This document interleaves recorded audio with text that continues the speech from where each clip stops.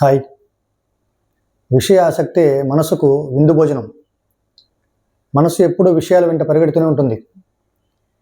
అది ఒకటా గతంలో ఉంటుంది, లేకపోతే భవిష్యత్తులో ఉంటుంది. వర్తమానంలో మనసుకు అసలు పనే లేదు. ఎందుకంటే వర్తమానంలో ఆలోచనలు అవి లేవు.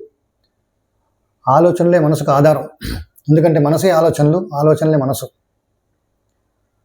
ఈ ఆలోచనల చుట్టూనే మనసు తిరుగుతూ మనల్ని కూడా ఇబ్బంది పెడుతూ ఉంటుంది. గతంలో ఏదైనా మంచి విషయాలు జరుగుంటే, సంతోషకరమైన విషయాలు జరుగుంటే అది విహారయాత్ర చేస్తుంది. అదే దుఃఖానికి సంబంధించిందైతే విషాదయాత్ర చేస్తుంది. అసలు భవిష్యత్తు అంటే మనసుకి ఏమీ తెలియదు. ఏదో ఏదో ఊహించుకొని లేనిపోని భయాలను మనకు ఆపాదిస్తుంది. నిజానికి భవిష్యత్తు అంటే మనసుకు ఏమీ తెలియదు. అది ఒక చోట నిలకడగా ఉండదు. మీరు గమనించవచ్చు.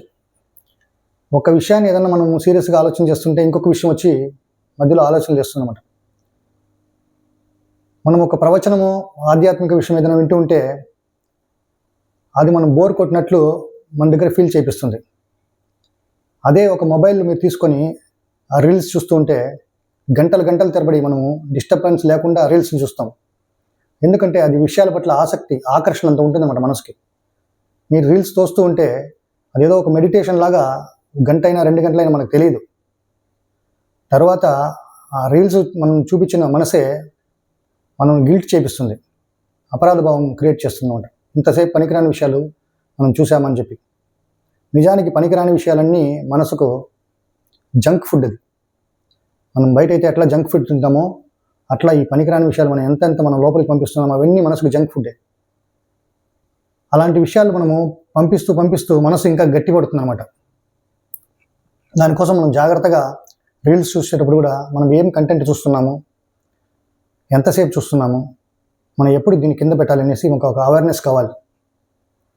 మనసు మంచి విషయాల పట్ల మనం అస్సలు చేయదు.